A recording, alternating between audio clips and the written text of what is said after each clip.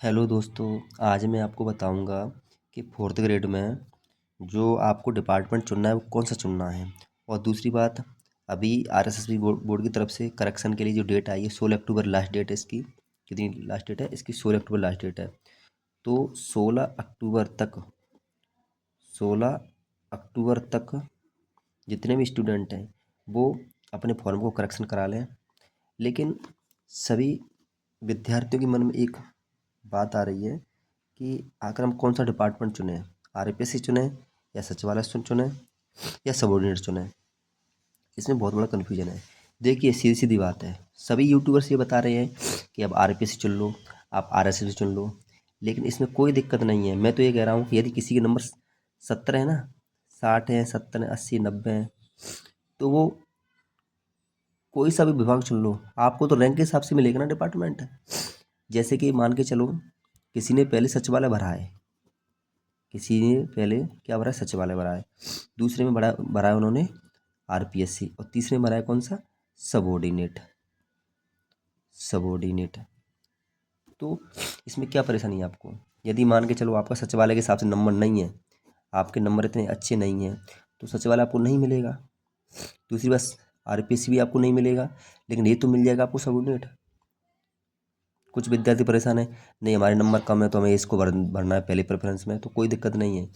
पहले में आपने ये भरा होगा, दूसरे में आपने ये भरा होगा, और तीसरे में आपने ये भरा होगा। ज़्यादातर बच्चों ने, ज़्यादातर जितने भी स्टूडेंट हैं, उन्होंने सबसे पहले यही प्रेफरेंस भरी होगी, सचिवालय, आरपीएससी और सबऑर्डिनेट। उनके लिए दिक्कत हो सकती है।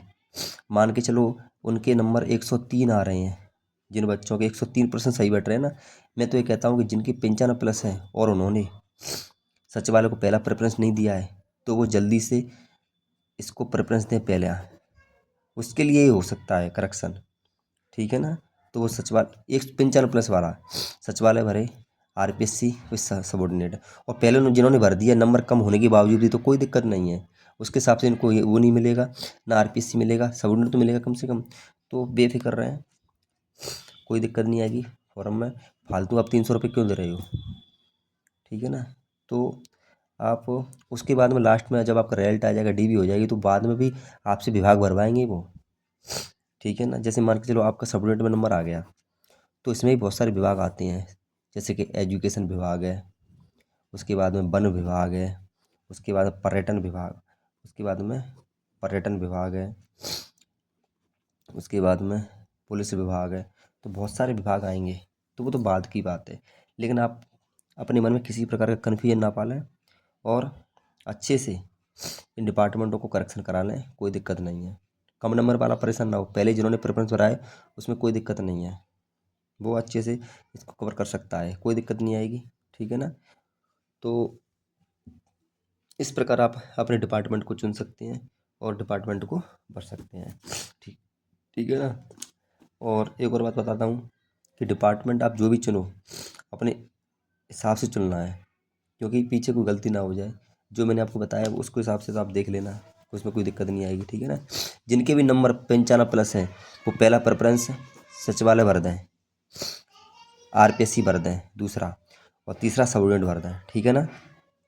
और जिन्होंने पहले भर रखा है, भले ही नंबर कम है, तो उनको सचिवालय नहीं मिल जाएगा, आरपीएससी नहीं मिलेगा, तो ये तो मिल ही जाएगा। तो कोई दिक्कत नहीं है, ठीक है ना। ओके साथियों।